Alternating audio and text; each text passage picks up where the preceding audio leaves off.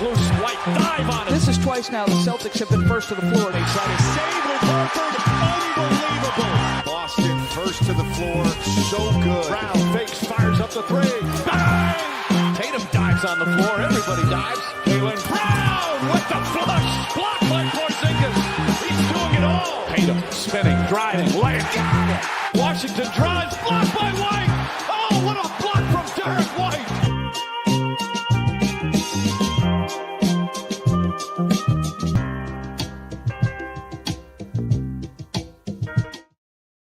Wayne Spooney here for First to the Floor, back with Jake. Jake, how are we doing? We're doing good. 1 week from the trade deadline. All-Stars released tonight. It's all happening, man. Damn right, man. It is all happening. It's nice to talk about this after a win, too. It would really put the damper on if they lost another heartbreaker last night, but they very much did not. So we're going to talk trades. Jake and I have a few trades. We're going to bounce back and forth. And then later, maybe this weekend, we're going to do a Patreon pod with a few extra trades. So definitely check that out or subscribe to the Patreon if you are not. Like, subscribe. We are so close to 10K. Please tell your friends. Please get us to 10K. I swear YouTube doesn't want us to get to 10K. I know, like we zoomed conspiracy directly to 9.95, and now the YouTube gods are censoring us because we're telling the truth. That's why. Very withholding. It's brutal. It's frankly a milestone I never imagined we'd ever get close to. So it's really awesome we're this close. But now I really want to hit it. So I was like, that might be it though. Yeah, that's probably it. Yeah, we'll creep over that and then it's over. But before we talk about trades, really quickly, Jake wrote about KP, reminding us why he's the original unicorn. So check that out on Celtics blog. While you're there, maybe check out mine, the fleeting mindset. Yes. The fleeting nature of the championship mindset. But yeah, KP, Jake, he's been awesome. Yeah, dude. Also, so KP, also want to talk about Jaylen being an all-star. So, yeah, obviously last night's game was out of control, and we talked about it with Greedy. And perfect timing, Latvian Pete in the chat. Nice to see you. We're talking about you're a guy, the Bear Slayer, Latvian Moses. So, last 10 games, he's putting up 22, 8 rebounds, 2.2 assists, 1.3 blocks on 68% true shooting. Like the three-point shot is out of control right now. And then on the other end, he's only allowing opponents to shoot 58.2% at the rim, which like I filtered it for a minimum 200 contests, and that's just an elite number. Like he was like third, I think, when I looked at it on NBA.com as far as, and like those numbers are weird. Like, you know, Rudy Gobert's at like 64%, and like he's obviously a very good rim protector as well. Like Wembanyama is below KP as well. Like there's like a structural defense aspect to that number, but I was like, is KP like one of 3 players in the league that can offer that blend of scoring, efficiency, and volume with that level of rim protection? And the only other guy originally I thought of was Wemby, and then Steven in the Discord reminded me of Chet from like, because I'd kind of forgotten him and he didn't pop up because he didn't contest enough shots when I filtered the numbers because he got hurt. But I'm like, this is why he is the original unicorn, dude. Like 3-level scorer, stretches the floor to 30+ feet, punishes mismatches, elite scoring, and then also like completely controls the rim as well. The value of that player archetype is proven by Miles Turner, who is not even that good at any of those things, but the fact he can kind of do them makes him a really valuable player. So when you have a dude who's elite at like protecting the rim, shooting threes, can dribble past, shoot at 7'3", it's just absurd. They just don't make those guys. They're just not around. And when you have one, it's absurdly valuable. That's why it sucks so hard when he gets hurt. I think one of the big things for me, last 10 games, his assist percentage is at 13.2. He's at 10.4 for the season. So before these last 10 games, his assist percentage was at like 7 or 8. He was at 9.8 last year. So it's really nice to see him moving the ball better, moving the ball more quickly. I really think if he gets doubled, when the double comes, he's getting it out of his hands. He's generating open shots. He's keeping the offensive machine humming. And they really seem like they're getting comfortable with KP back in the lineup now, which is huge. And like the thing we need to do if we want to repeat for the championship. Yeah, like last year he was the luxury, and as evidenced by not needing him to win the title, essentially, outside of like game pretty one. good evidence. Yeah. Yeah. And this season, it's like there's the clear championship hangover. Some guys are slumping, and it's like the difference is the thing that hopefully is going to be the difference in this year's playoffs is that you have this guy. And I think if you have this guy, like essentially when he's healthy and once he got out of that initial kind of like he came back finding his flow type of thing, he's just been like straight back to being awesome, just like he was last season. So it's like if that guy's healthy, I think that can make up for like the gap in talent that there was last year that there won't be in this year's playoffs, and maybe some like just it's really hard to do it, some legs, some fatigue. Like having him is really, really important for trying to do this back-to-back thing. Yeah, on both ends too, because he kind of allows your perimeter guys to not give 100% in the regular season because you can protect the rim so well. It's maybe bitten them a few times this year when they haven't been bringing that on-ball intensity, but nonetheless, it's great he's playing well. Fingers crossed. Yeah. Knock on wood. I'm holding my breath less watching him play. Like he's starting to look pretty good physically, but like that means nothing to me. Really, like it just is just smooth brain. Like he hasn't been injured for a while, so now I feel better. As opposed to when it's fine. Yeah, as opposed to when he came back and then got injured again. Someone, definitely not me, tried to trade him for a variety of guys. Didn't say I'd definitely do it. Definitely, we talked about how we should have a secret meeting about it in front of a few of our friends on this podcast. But which we'll talk about. Consider it. Yeah, and he's not on, and KP is not on any of these trades that we're talking about today. But the other thing that happened today, Jaylen Brown, 4-time All-Star now, which is pretty good. 10 All-Star appearances between the Jays, which is pretty cool considering they're 26 and 27 years old. Thank you, Danny Ainge. I personally wasn't surprised that he made it, not because he's having an awesome season, but because I kind of get how like the All-Star thing kind of works. Like LeBron's still an All-Star starter and Steph's still an All-Star starter. Like there's deference to guys that have done it before, and especially to a guy that is the Finals MVP.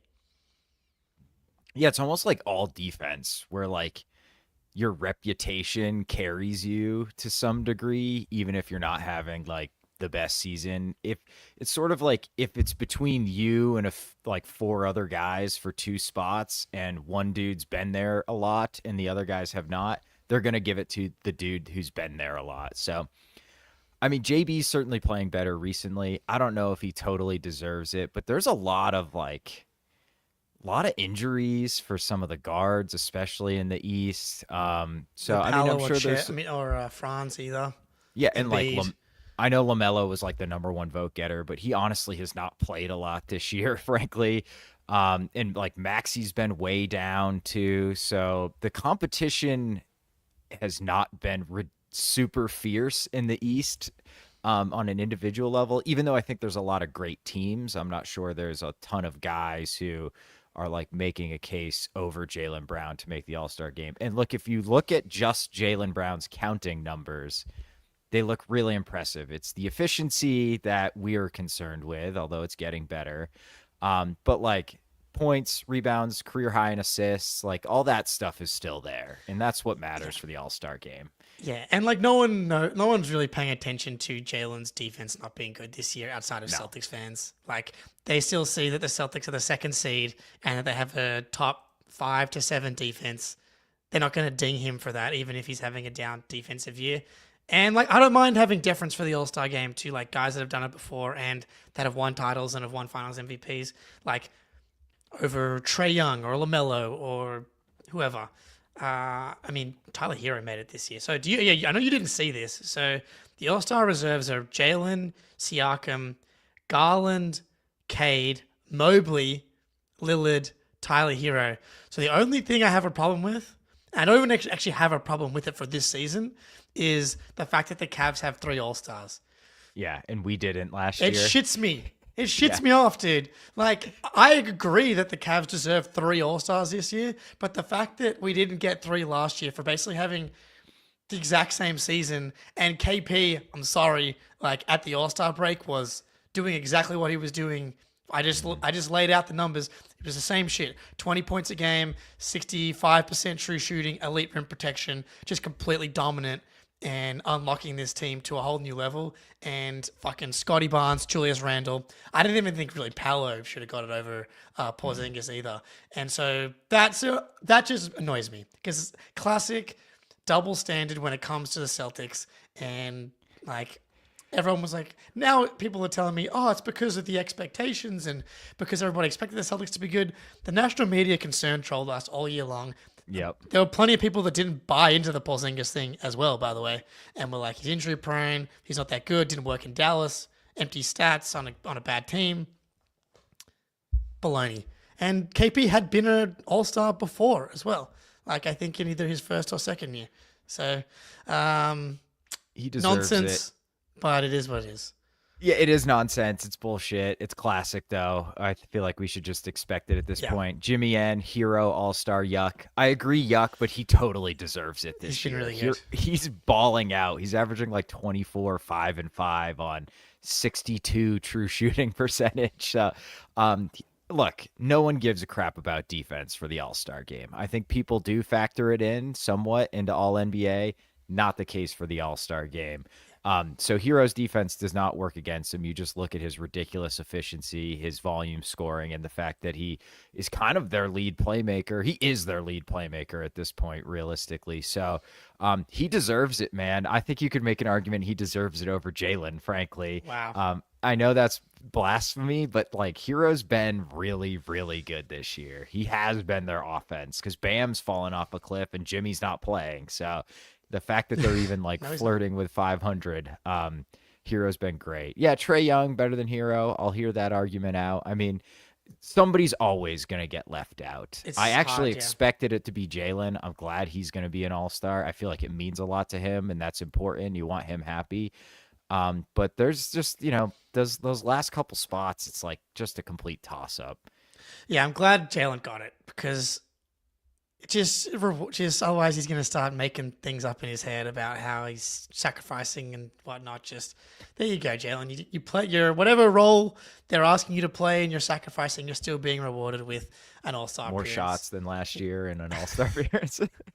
Life's tough for old Jaylen Brown with that Supermax contract and Finals MVP. I know. I saw the 2 highest contracts in the NBA right now are the Jays. Yeah. At least for like owed For this season, for the lifetime of their contract. So it must be tough making $60 million a year AAV, JB. I'm sorry, buddy.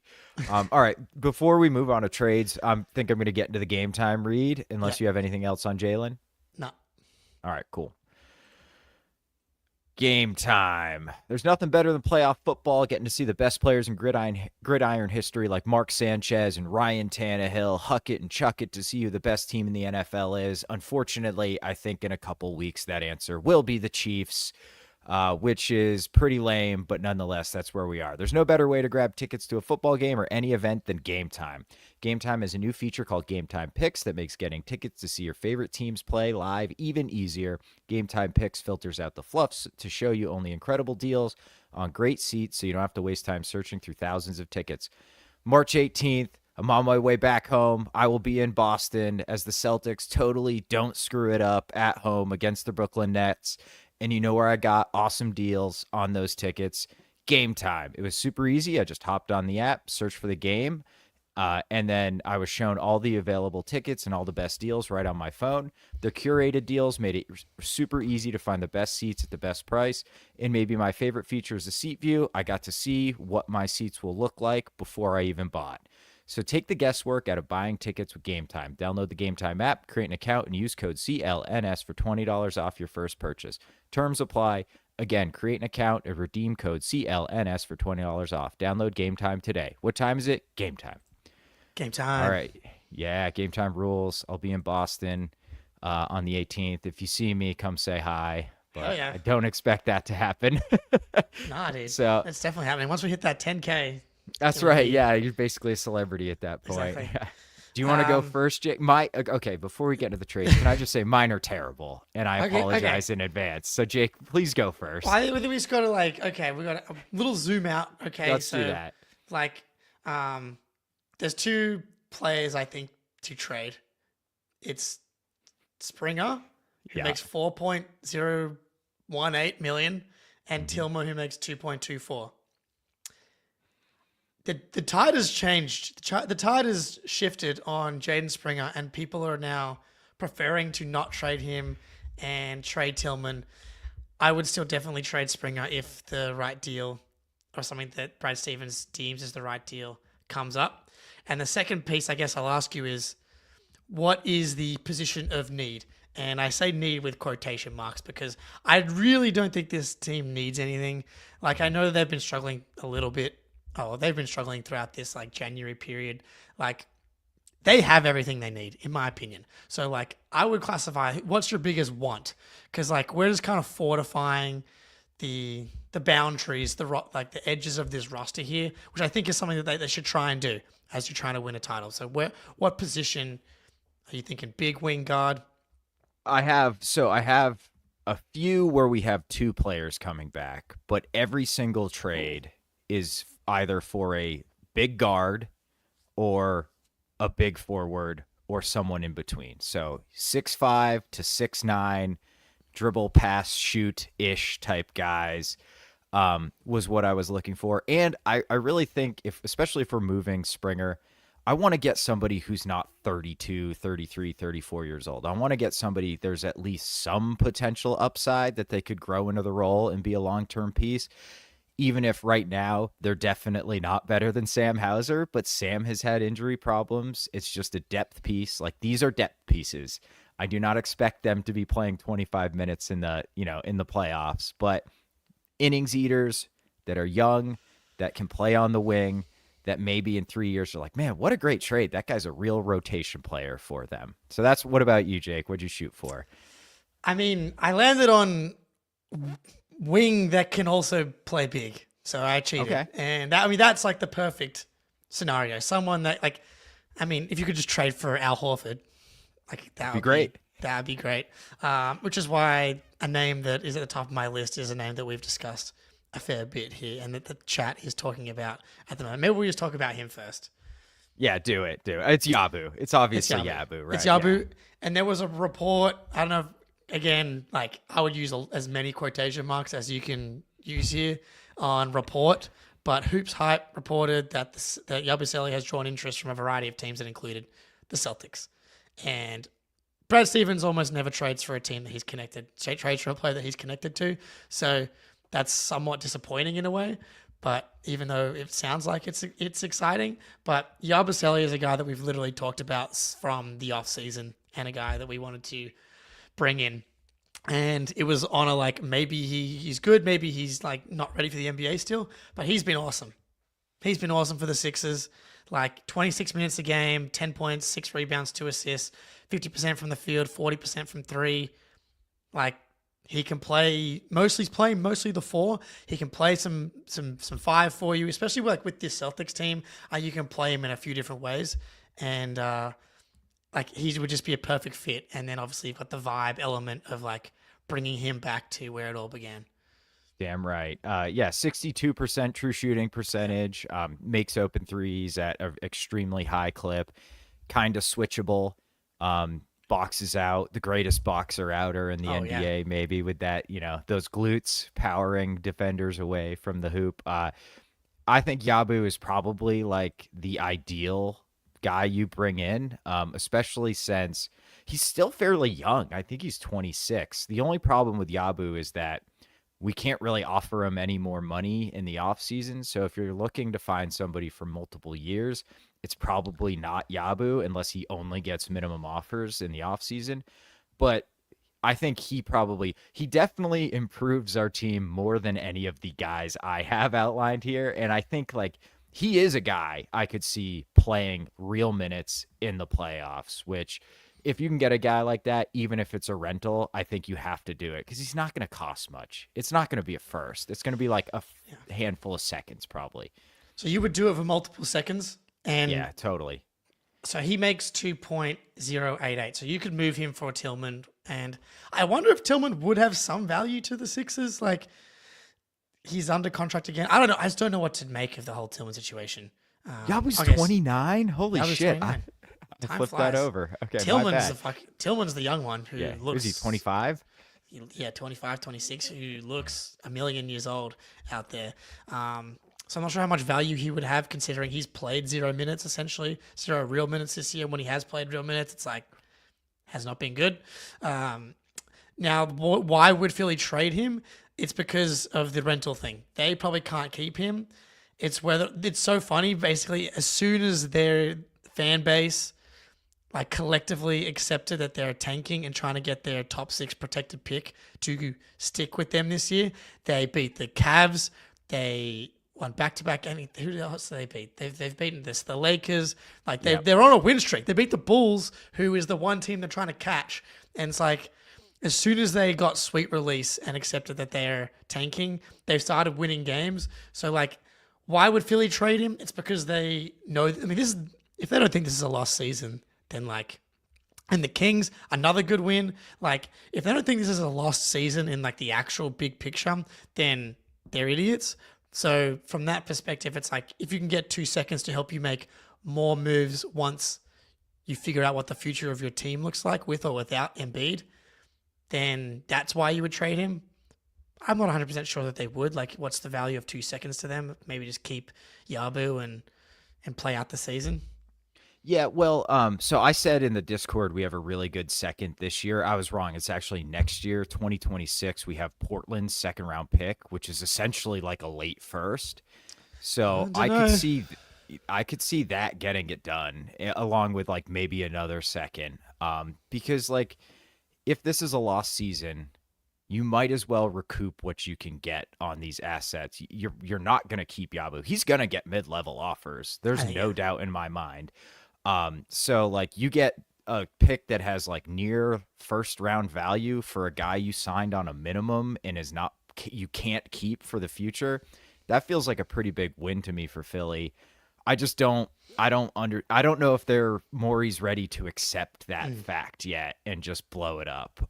Which he should. I feel like he absolutely should, but nonetheless, I think that's the only thing holding Yabu back, but I've got a less exciting one, but similar type of player.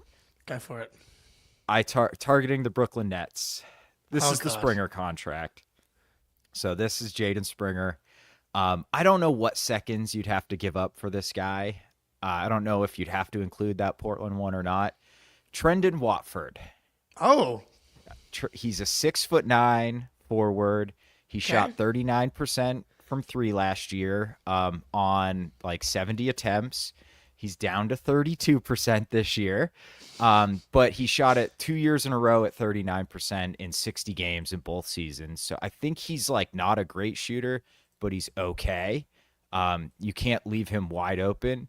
He's just a hustle guy, plays hard. He's got really good size for the wing. He's not like a complete liability if the ball gets passed to him. And he is one of those dudes every time I like watch the Nets, which I watched a decent amount of them for some reason, like at the very beginning of the year. And I think he's hurt right now too, but Good. But nonetheless, he has shown flashes in the NBA, and he is still, I believe, 24 years old. Yeah, he just turned 24. So upside, he's been in and out of the Nets lineup. That's kind of damning, but I feel like he fits the profile of a young player we need more than Jaden Springer, which is why I'd consider it. Gonna be honest with you, man. I don't have a ton of Trendon Watford takes. Okay, we can move on. But he does have a negative 4.6 bar BPM. His defensive box plus minus is a little bit better. Obviously, the advanced stuff's not going to look very good on the Nets It's for Nets. anybody. So like that's not really helpful at all. But hey, 6'9", essentially a young O'Shea Brissett that maybe can shoot, kind of Exactly. ilk, right? Yeah, Exactly. So I'm fine with it. Yeah. He plays hard. Maybe he can shoot. He's got good size. It's a second round pick or two. You know, you're basically That's for turning the Springer. you're turning the Springer spot into like basically the same thing as he is, but bigger. So I think it's Okay. worth it. All right, Anyway, I'd what you be got? okay with that. Walker. So we got to talk about the Walker Kessler thing. Okay, I have a few. I think I have 2 Walker Kessler trades here. Let me check. Right. No, so just I mean, the one. yeah, I mean, I just have him. He makes 2.97 this year, so it would be for Springer, and I think one. Are you willing to give up 2 firsts to get him? I saw Keith Smith. I know Z Gamer. You mentioned this in the Discord today. Is Danny Ainge going to be willing to give a discount for the Celtics? Seems kind of ridiculous. Like No. the trade that he did with the Lakers, which Tyson in the Discord I think brought up, was like kind of surprising at the time. Like the Jazz took on Westbrook, I think, from memory, for like Vanderbilt and some guys. And at the time I was like, why did Danny Ainge do this, dude? So like he's definitely not immune to making more normal trades and not just like hold you over a barrel and ask you to do certain things for him. But so if you're willing to pay the 2 first price, then I think it's gettable. And then I said, like, is he actually good? I can't say I've watched a ton of Utah Jazz this year, but like 11 and 11 this year, 2.4 blocks. He's actually leading the league in field goal percentage at 73%, which is good. That's good. Putting the orange ball in the basket is important. Career 70% field goal guy. He's allowing 67% in the restricted area, but like going It's back the to what Jazz, though. as I was saying, that's going back to what I was saying earlier about KP versus like Wemby's restricted area numbers. It's like he's just having to clean up so much shit around Keontae George. It's like that's just going to be happening with him close by. So I'm just torn. Is he just like 30% better than Luke Cornett, and you're giving up 2 first round picks, and then you're going to have to pay him? Like his reputation is like he's going to get $15 million a year or something. And so are you just better off not doing something like that? I have a hot take. I think Luke Cornett's a better offensive player. Yeah. It's just with the passing and the decision making. Yeah. So is he that big of a defensive upgrade? I don't think so. Especially if you're then going to have to pay him. What's he got? 1 more year after this He's got season? $4 million next year, so he's still got Yeah. another year to play with, and that gives you enough time though. When like the Jays contracts will just be taking up a little bit less of the cap. Like Drew and/or Porzingis will probably be gone. Like you will have reshuffled at that point. So I think by the time you get to the end of his contract, like you're going to be in an okay spot. The problem is, would he be a restricted free agent at the end of this season? I wonder. No, you can extend him. Well, so he has a player option. The 3rd and 4th year of the rookie deals are team options rather. So as long as you accept the team option, you can actually extend him off of the 3rd year. But after the 4th year, he'll be a restricted free agent. right. So if we want to keep him, we can keep him. Like he's pretty solid from the line. He's got to be like 60%, 65. Sure. So I don't know, man. Like I think the 2 firsts is just too rich for my blood. But if it was a first and a couple seconds, I think I'd probably be okay with it. But I think that if you're okay with the first in a couple seconds, then like you just kind of have to be okay with 2 firsts. Like Yeah. because like That's fair. because like this year's first is, I think that's the way I would think of it, is like in this year's draft last year's draft we were kind of thinking that Brad should go with either like a big or like a big wing that can maybe play big because of the Horford Porzingis situation.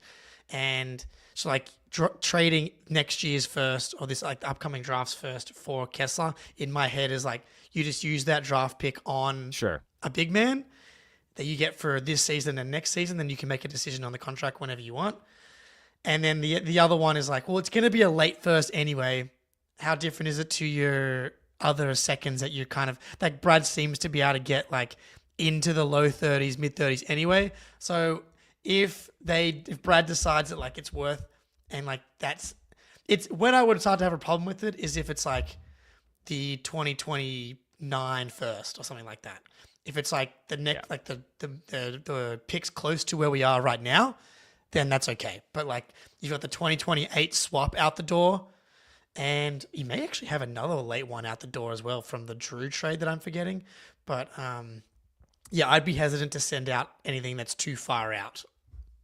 Yeah, even in a swap, because you just never know what the hell could happen in 5 years in the NBA or whatever it is. The 2031, that pick's probably going to be frozen anyway because of our second apron situation. Is this the first year in the second apron? Yeah, like, this is the first year the second apron applies. So, like fully. So it depends on if we get out of it the next, because if you got to be in it too out of the whatever, I hate that we have to talk about that stuff. I know, it's ridiculous. The previous CBA was complicated enough, and then all these additional requirements are insane. But we don't have our 2029 pick. I think that went was out the Drew. in the Drew trade. Yeah. Okay. And then there was also Memphis pick in that trade too, right? It was 2 firsts for Drew. Okay. I wouldn't be upset if we spent 2 firsts on Kessler. Ultimately, I'd trust Brad's evaluation of how he'd fit in the team. And he is a more dynamic finisher, more of a vertical athlete than Luke is. And I do think he's a better defensive player. I've watched a couple Jazz games earlier in the year, which is why I'm in love with Colin Sexton now, but I haven't watched them recently. So, but I wasn't like super impressed with Kessler's defense, but it's really difficult when every perimeter defender's getting absolutely blown Lowry by, Markkanen's having a down year as well. It's like you kind of got to bet on some of the good stuff you've seen essentially. Yeah, Keontae George is like one of the worst defensive guards I've ever seen. Tank commander. Like point of attack defender. So it's tough, man. He's getting put in tough situations. So I would not be upset. It's just like, man, the opportunity cost of like what else is out there for 2 firsts, and the answer is probably nothing. So I'd be okay with it. All right, I have a much less exciting one. Jaden Springer, 2 seconds. However, 2, 3, whatever it takes for Duop Reith. And Tumani Kamara. Where's Moz in the chat? I know, I stole Moz's idea essentially. Let's go. But yeah, Kamara, I don't know if I truly believe in him as a shooter. He's shooting 35% on 4 attempts a game, which is just fine. He's a tenacious rebounder for a wing. He plays super, super hard. He's about to turn 25, so I feel like he's a little old for whatever the hell Portland is trying to do. And he's like a solid, good size defensive wing, 6'8", power forward, 4-man you have to go. You can't just leave him wide open. And he's not complete. He's like a good version of Trendon Watford, essentially. So I love Tumani Kamara. Yeah. And I love Duop Reith, obviously. Yeah. The original Great Barrier Reith, by the way, who had his nickname stolen by Dyson Daniels, essentially. I just don't get why Portland's trading Kamara. I guess he is actually older than I thought, 25. Mm-hmm. So he'll be 25 in like 3 months. Sure. Classic NBA. It's like he's basically 30. So he's about to be 26. I'm like, he's prime's almost over. But like realistically, when is Portland going to be good? In 4 years? Like he's going to be 30 by then. Like I just don't know what their point is right now. Like I don't know. Sure, they may not sure. But you got to like I think this year for Portland is like you hope you get Cooper Flagg or the other guy, and what's his name? I keep forgetting. Dylan Harper. Dylan Harper. You hope you get one of those 2 guys. And then because I actually like Portland, like I watched they played the Thunder the other Sharp day. Is fun. Like they've really got talent. Rob Williams out there doing his thing every once in a while. Like I like them, and so like if you're trying to build like to something, trading away a guy that's like in his mid-20s. Like you see it with the Pistons this year. Like if you actually want Cade to develop and take the steps into the player that he can be and should be, you can't surround him with nothing. Like you need him to be surrounded by some talent. Otherwise, like the development just gets so fucked up. So I don't understand why they would do it. But that also speaks to why would the Jazz trade Walker Kessler? Like, right. If you like their young players and you suck, like they're not like screwing up your tank by any means. Anyway, I love him. This might be my favorite one. Because I think it helps you kill two birds with one stone, obviously, by bringing in another big man. And have you seen what Duop Reith's doing this year? Yeah, he's killing as per usual, dude. Yeah, he's shooting 38% from the floor. Yeah, but how many of his shots are from three?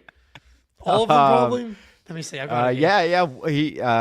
takes 0.5 2-point shots a game and 1.5 threes a game, 2 shots a game. His 2-point percentage is 58, which is not awesome, okay, but it's not terrible. Yeah. I don't know. I think Duop was more salary matching for me, and he is not young. He's 28, so he's so cool there. He is really cool. I'll give him that. I would consider a first for Kamara. Like they're gonna have to pay guys pretty soon here. Like Sharp's gonna be due for an extension here soon. Scoot's got a couple more years, but like by the time they're good, they're gonna be thinking like Kamara is due for a raise, not this offseason, but next offseason. So they do have to look towards like who is truly in our long-term plans. And I could see them being like, I don't know, Kamara's not that important to us. I think it would be dumb. Would not be the first time the Blazers made a dumb decision.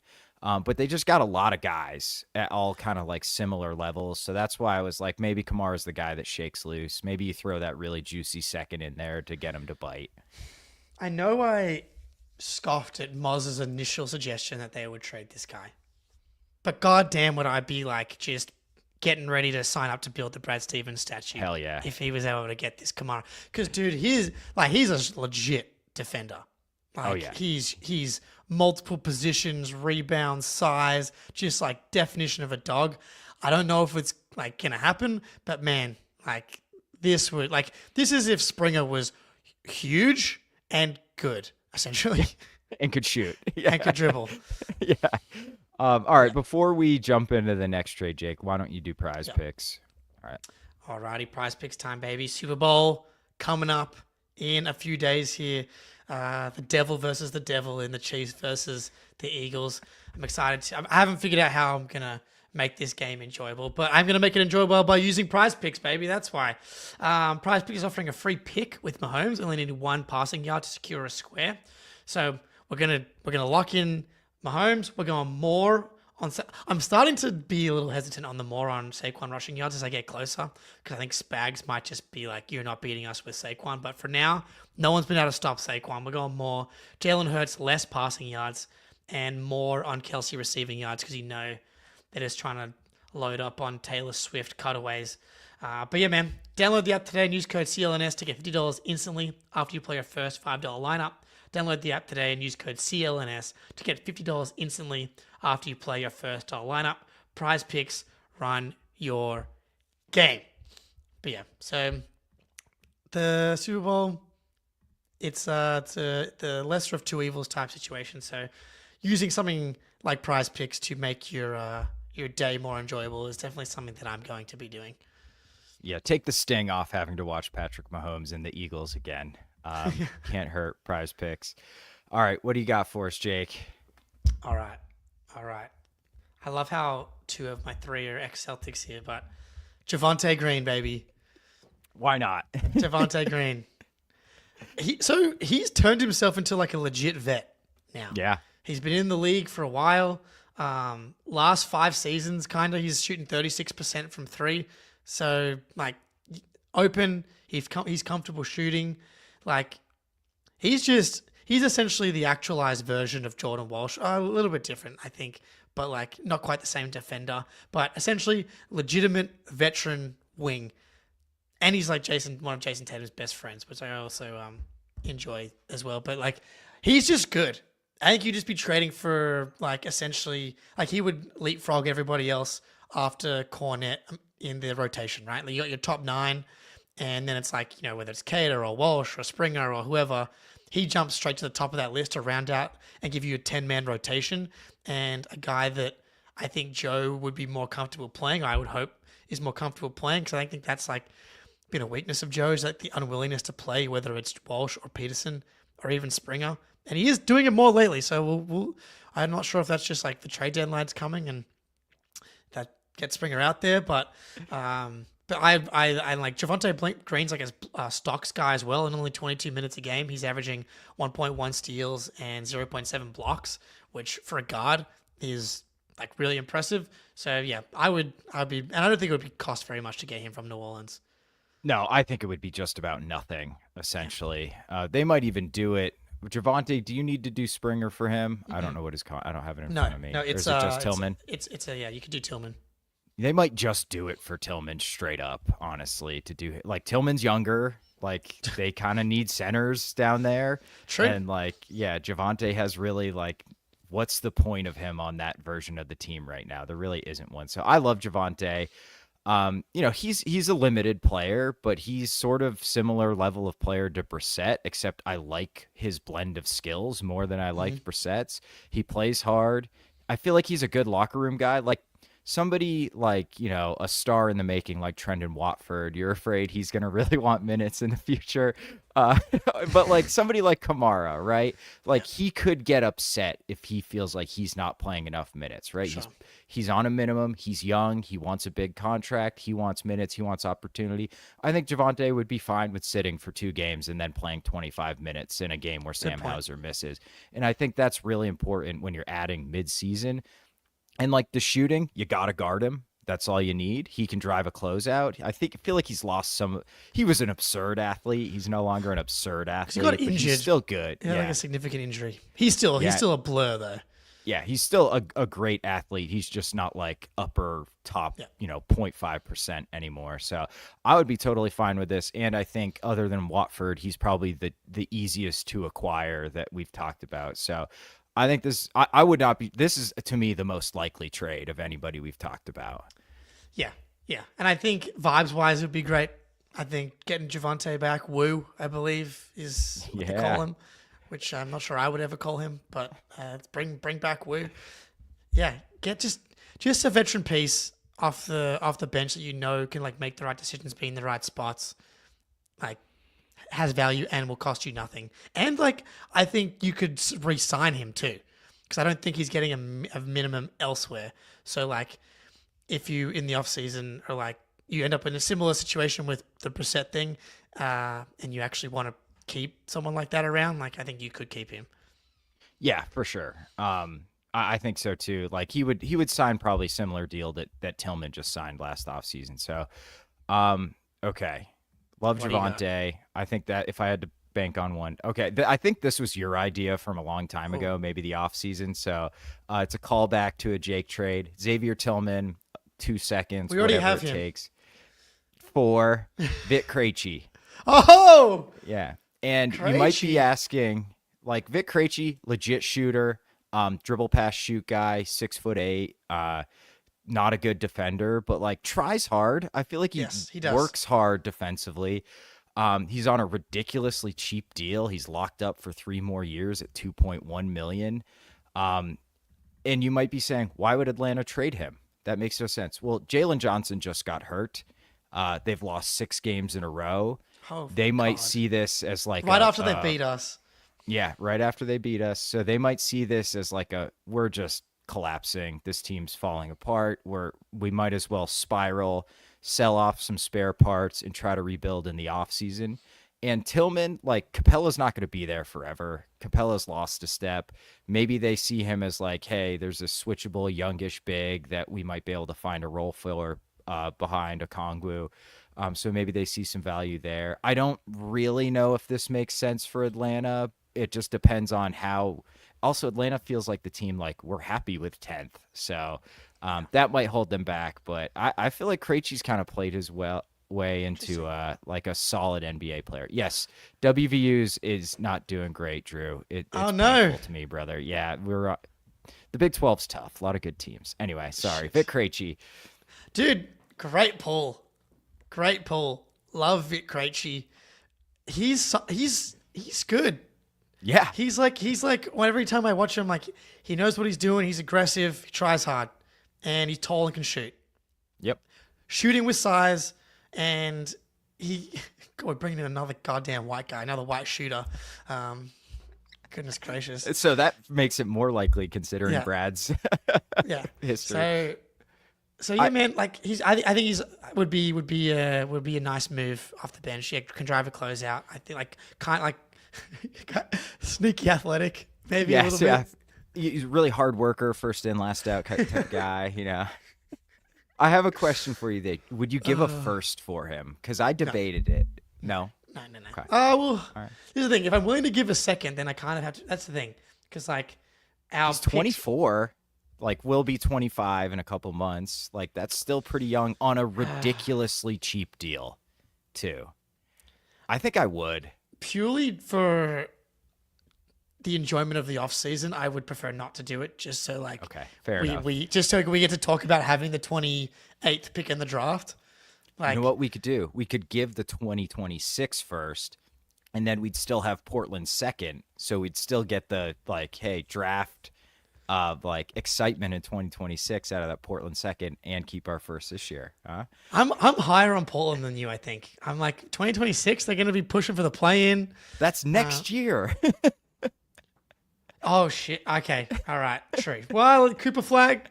In my head, that was another year away. Wow. They're a mess, bro. Dude, like, I like their players, but they are a mess. How is 2026 the next season? That's fucked up, that's man. Next draft. That's in like 16 months. I don't like this aging thing that's happening to I know, everybody. It's brutal, dude. 2026. All right. Yeah, so, okay. What do you got? All right. I'm in for that. Okay, so I don't know if you heard Greeny on late night, but Mamu Kidishvili. Okay. Spurs, yes. Yeah. He's like tall, and again, like can play a little four. So he's like 6'11", little 4/5, career 34% 3-point shooter. Like can kind of stretch the floor. Like his rim protection numbers I looked at were actually pretty good as well. I think he's just a versatile kind of. He's like budget Yabu, which that's what I like. That's not great. It's not great. Greeny would sell himself on fucking Mama Skeetishvili. But look, I don't know if I buy the shooting. It's been like all over the place, but he's making him this year. The volume's up, so low that it's just tough. But if the shooting's real, and he's finishing at a ridiculous clip around the rim this year, he's kind of a shitty rebounder for a big, but he's also pretty young. I mean, he's going to get all he can eat for wide open threes in the Celtics offense too. I worry very much about his defense, but this is not a bad target at all. And like hearing, Scal try to pronounce his name would give me extreme enjoyment as well. So you just call him Mamu if we're being honest. Oh boy, yeah, we got a troll in the chat. I'm just waiting to see if he sends a fifth message and then he'll ban him. Yeah, it's exactly the same. But yeah, this would be fine. I would be cool with this just to see. I could see him washing out and being horrible, or I could see him being like, hey, this guy gives us a different look from Luke Cornett, and there's valuable matchups where he should play. Yeah, he's just like a regular season innings guy that can just give you some extra depth. That's all this would be. But dude, it's slim pickings. It's bleak. I saw someone earlier in the chat being like, I don't like any of these trades. I'm like, fair enough. Yeah, I get it. Trust me. Fair enough, dude. Fair enough.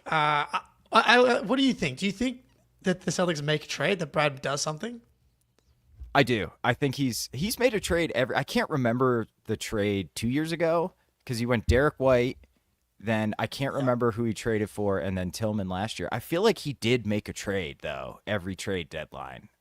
Maybe not in 2023. I'm trying to remember. Because he made the Brogdon deal in the offseason before that, and Schroeder was the year before that as well. Brad is addicted to trades. He loves makes trades. a shitload of trades. So I would dude. honestly be shocked if he just sits on his laurels. Even if it's like very similar to basically the types of trades we're talking about, I could see him making one of these. And like I said, if I had to guess, I think Javonte is kind of the logical answer. I traded for Muscala. Thank you, Norman I was just Green. thinking, I'm There looking we at go. Muscala. Man, Yeah. what a roster, dude. I'm like, obviously shout out Blake Griffin, Muscala, Noah Vonleh, Justin Jackson, Kabengele. I was Kabengele. I was the Neemias Cato hive for Kabengele. Yeah, for a I little love while there. Cavs too. Yeah. Yeah, but He didn't, can, what if he can shoot though? What if he can Hey. shoot? He had no idea how to play basketball. But yeah, not good. I have one really stupid one that's just for more like because I think it'll be fun to talk about, not because I actually think we should do it. Drew Holiday Oh, and 2 firsts or 1 first. I don't know. I don't know what firsts are worth anymore. Yep. For Day'Ron Sharp and Cam Johnson. whoa. It Whoa, works whoa. money wise. We actually cut $3.5 million off the luxury tax bill. Well, $3.5 million off the salary, which is like $17 million in luxury tax. Cam Johnson, he's like 28. The Jays and Cam Johnson as your 3 wings around Derek White and KP. He's not an amazing defensive player, but Cam Johnson's a solid defensive player. He's like 6'9", 6'10", elite 3-point shooting wing. He's like Sam Hauser with like ball skills and like an even better defensive player. And he's locked up. He's got 2 more years after this year on $22 million. So he really he's cheaper than Drew, and he expires a year earlier, which could be a good thing, could be a bad thing, because you kind of want him on that money. I love Cam Johnson, dude. Me too. He's one of those guys when you watch him and like he has an open 3, you just like, it's going in. That shit looks awesome. Yeah, dude. So again, it makes up a good point. Is like if it's in the off season, but maybe not in season, like making like big trades to your like Fair. to shake up your top 5, top 6 is just hard to kind of like get it right chemistry wise. So I'm not sure I would do it in the regular season, but like in the off season, if I imagine he gets moved at the deadline here, but which means maybe like do you pull the trigger? But yeah, you can't really pull the trigger in the middle of the season because it's like, what if it doesn't work and you just fucked your title chances up? Which I'm not sure why it wouldn't work. Like Drew Holiday more or less just like stands in the corner and plays defense, which obviously like some point of attack stuff will be different. For sure. And like it wouldn't be a 1-for-1, but as far as offensive players go, Cam Johnson's like a significantly better offensive player than I think Drew Holiday at this point. Like the 2-point finishing is pretty solid as well. He's got some off the dribble stuff that he's been developing. But yeah, career 6 years, 40%, like on the nose. 42% this year on 8 attempts in the Brooklyn Nets offense. Yeah, dude. Where he is the offense at this point. Could you make the argument that this also allows Jaylen Brown to always be the point of attack defender? So it doesn't push him into an off-ball role. So it will have a negative impact on the defense, but maybe it's limited somewhat because Jaylen's not pushed up a position where he's off point of attack defense. I like that. Okay. Off season, I mean, but Yeah, no, I'm I don't just thinking about expect it. this to happen. Yeah, of course. I'm just thinking like with Drew, like I'm still giving him the regular season playoff kind of. I'm conceding that he's kind of ramped it down a little bit. I still expect him to pull it up, and then also just like Drew Holiday, championship pedigree, defensive versatility. Like I still believe in that guy in the playoffs. So Me too. And good thought experiment. Yeah, it's pretty. It's like we're just talking about him. It's like me with the KP trades. Yeah, exactly. It's just a conversation, y'all. It just can't hurt talking. us. This is a secret meeting. Yeah, that's right. Yeah, we're in the trust tree, ladies and gentlemen. That was my last one, Jake. Do you have anything else you? No, I do let's have say- one more that's not worth talking about. Let's save it. We'll do some more on the Patreon on Saturday Eastern time, talking about some names we've seen in the chat as well. We might get some more news or whispers, buzz between now and Saturday Eastern time. And hopefully the Celtics are on a 2-game winning streak. And we're like, why would you trade anybody? This team's perfect. Damn right. Yeah. All right. Well, I think that is going to do it for us. Thanks everybody in the chat. Chat was super live. Everybody loves trades. We love trades. So, like Jake said, we'll be back with the Patreon. You're doing playback as well? Playback tomorrow, and late night tomorrow as well. Probably doing it all tomorrow. Hell yeah. All right. We are out. Peace.